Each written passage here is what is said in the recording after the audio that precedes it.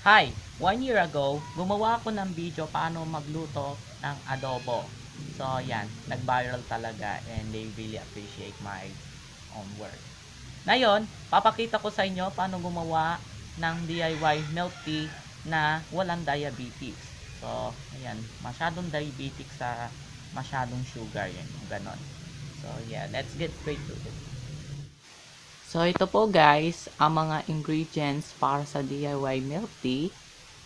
Isang tea bag, gatas, at mainit na tubig. Okay, meron na po tayong baso. So, ayan, nalagay ko na yung tea bag. And, bubuksan na natin yung thermos.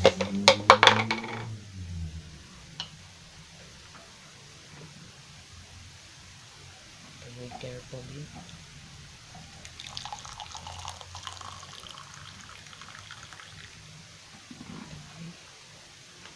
Balik ang takip.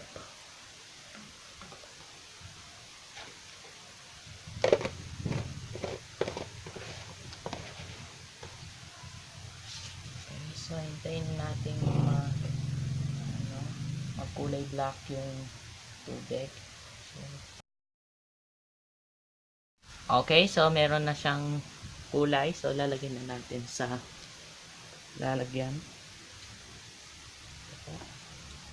Saluin natin para magkalasa yung natin. Now, lalagyan na natin ng gatas. Yung tea. So, bubuksan ko na yung okay, come on. Okay. Okay. So, ayan. So, kuha tayo ng 3 scoops. Ayan.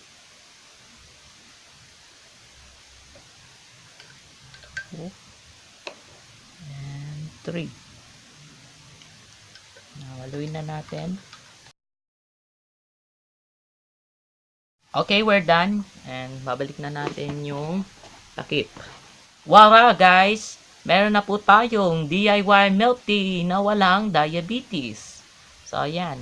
Okay guys, tikman na po natin. Woo! Ang sarap ng ginawa ko guys. So kahit hindi mo na nagyan ng sugar to, mas masarap pa to kaysa dun sa binili mong mahal at social na milk tea. So yan na po guys ang ating video. Kung nagustuhan nyo po itong video na ito, please like and subscribe to my channel. So magkita po tayo in my next video. Bye!